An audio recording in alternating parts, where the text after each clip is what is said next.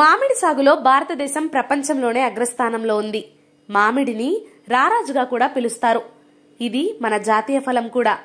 మామిడిని ఇష్టపడిన వారంటూ ఉండరు. ఇప్పుడు ఆ మామిడి కష్టకాలంలో ఉంది. అదేంటో ఈ స్టోరీలో చూద్దాం.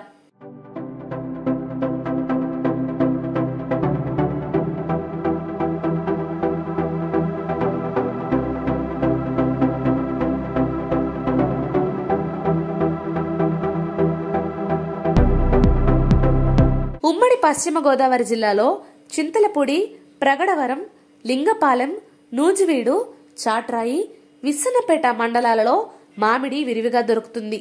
నూజివీడులో అనేక వేల హెక్టార్లు ఈ సాగు జరుగుతూ ఉంది.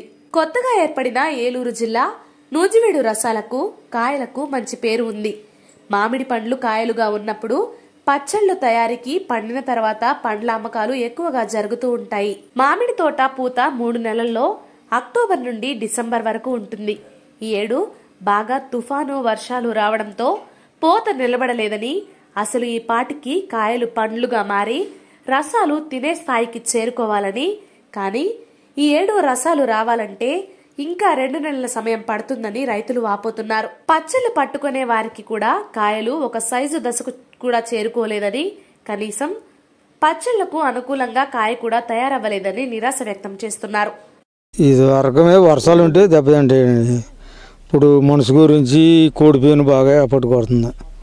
బాగా వర్షాలు పడితే ఇప్పుడు వరకు వర్షాల గురించి ఇబ్బంది లేదు, కానీ కోడిపోయిన పురుగు మాత్రం ఎప్పటి బాగా కొడుతుంది. అయితే నిరుడి మీద ముందు రావాలి కాయలు, ఏడు వెనక్సీరి అయిపోయింది. అది వాతావరణం నీ మనుషులు పడుతుంది. ఈ కాయ జారే వరకు కూడా నమ్మకం తక్కువగా కాపాడుతుంది. దిగుబడి ఎలా ఉండదు? నిరుడు అంటే వాటికి కోసేస్తున్నారు. ఏడు ఇంకా తక్కువ. ఎందుకు లేట్ అయింది అంటారు? ఈ వాతావరణం అంటే ఫస్ట్లో పోత వచ్చినప్పుడు వర్షాలు పడినాయి, వదిలేసింది, మళ్ళీ పోతున్నాయి.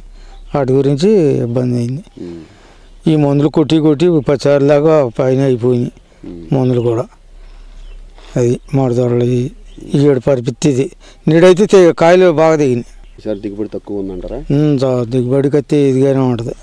ఏటైపాటి కాయలు కోసేస్తున్నాం. ఈ వెనక్సీరి అయిపోయింది ఏడు. ఈ మనుషు వల్ల కానీ కోడిపోయిన ఒకటి బాగా ఎప్పటి కొడుతుంది.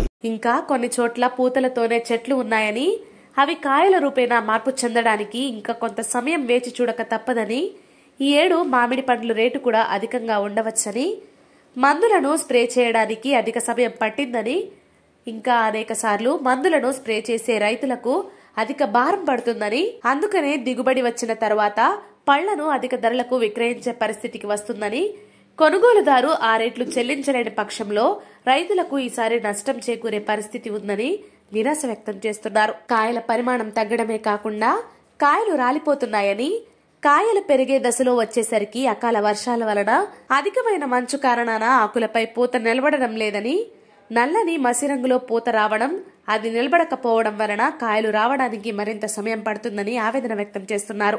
గత ఏడాదితో పోల్చుకుంటే వాతావరణ పరిస్థితిలో మార్పుల వలన పండ్లు రావడానికి కొంత సమయం పట్టడంతో పాటు కొన్ని చోట్ల తక్కువ సైజులో ఉన్న పండ్లని విక్రయిస్తున్నారని, ఈ ఏడు రైతులకు ఏ విధంగానూ కలిసి రావడం లేదని, ప్రభుత్వం మామిడి రైతులను ఆదుకుంటే తప్ప కోలుకోలేని స్థితిలో ఉన్నామని, కనీసం పురుగుల మందు వరకు అయినా సబ్సిడీ కల్పించి తక్కువ ధరలకు పురుగుల మందులు అందిస్తే రైతులు కోలుకునే పరిస్థితిలో ఉంటారని ఆశాభావం వ్యక్తం చేస్తున్నారు.